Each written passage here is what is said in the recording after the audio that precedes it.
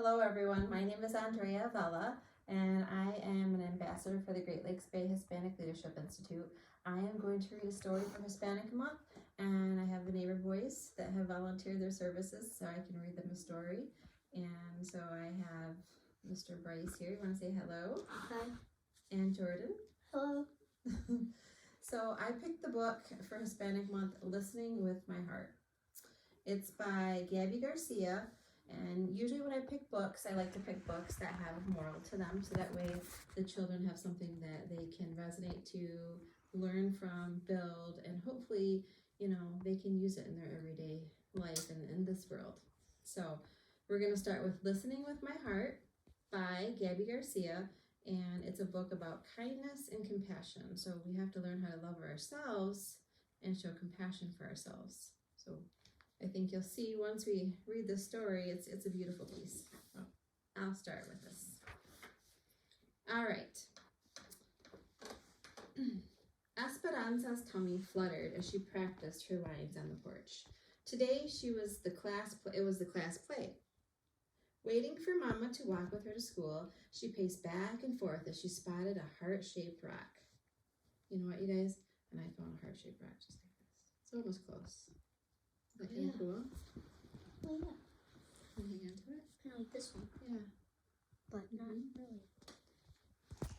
It's kind of the same color too.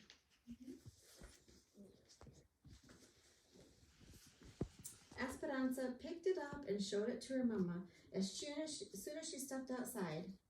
I'll see if you found a little treasure, I see, said Mama. Esperanza rubbed its rough surface and felt a twinkle of joy. Maybe it's a sign. For what? Asked Mama. She thought about the class play. Later that afternoon, wondering what it would be finally like to be in the spotlight. Sometimes that can be very scary. To put my heart into everything I do, she answered. At that moment, they heard scratching and a soft cry. Meow. Esperanza peeked under the stairs and spotted a kitty shaking and shivering. No, Mama in sight. She scooped the kitten into her lap and cuddled her. She's all alone. I think she's hungry. Esperanza reached for her lunch bag, pinched off a piece of chicken, and offered it to the kitty, who just gobbled it up. No. Mama, I think the rock is a reminder to spread kindness and love. That's what we do when we listen to our hearts. I think you're onto something, said Mama. Can we keep Cleopatra?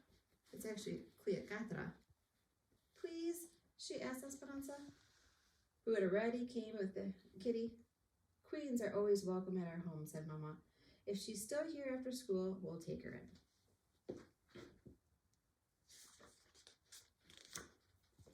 in. At school, Esperanza was more focused on the play than on math or reading, focused on the play than on math or reading. Clutching her script during recess, she noticed Bo sitting alone on the bench. He was a new student this week and didn't speak much English. She wondered if he felt lonely or scared. Esperanza found a soccer ball and kicked it over to him. See, look at, he's all alone, new kid. I think we all know how that feels, right? Because you've been in school the first time, and I remember when I went to a new school, it was always hard trying to make new friends. Yeah. A smile spread across Bo's face.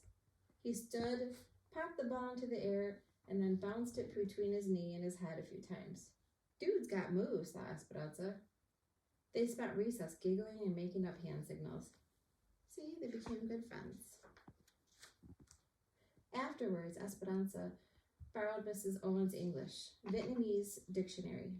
She wrote friend in Vietnamese, drew a picture of Bo and her, and put it on his desk. Esperanza rubbed the rock in her pocket, listening with her heart. It made her feel peaceful inside.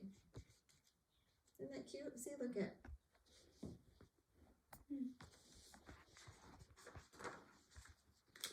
Finally, it was time for the performance.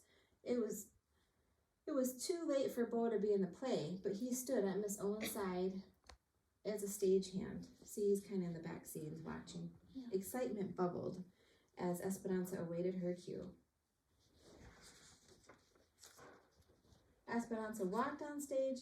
Uh-oh, She tripped as she walked about to say her first line and splattered across the stage.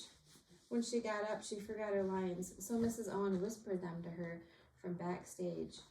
Heat rushed through Esperanza's body as her eyes were glued to her. She wished she could just disappear. That's so sad. We all feel that sometimes. Yeah. I know I have. Yeah. I ruined the play, thought Esperanza, rushing off stage as she finished her part. I messed up in front of everyone. She tucked herself in behind some props so no one could see her. Esperanza noticed her body shaking and her face still burning. She took a deep breath and dug the rock out of her pocket. It was cracked and lopsided, just how she felt, broken. Esperanza touched her hand and her heart and felt the disappointment. It's kind of like whenever the rock broke, she lost all her faith. Yeah. Bo found Esperanza a few minutes later and handed her a drawing with the word friend written above it. See? Esperanza nodded. She hadn't been treating herself like a friend, she thought.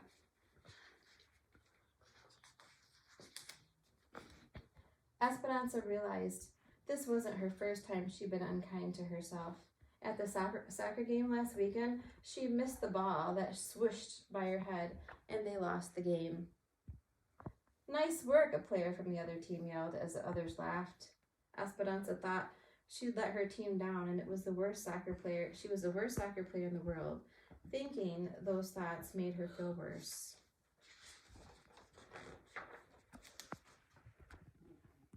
At the curtain call, Esperanza reminded herself she hadn't ruined the play.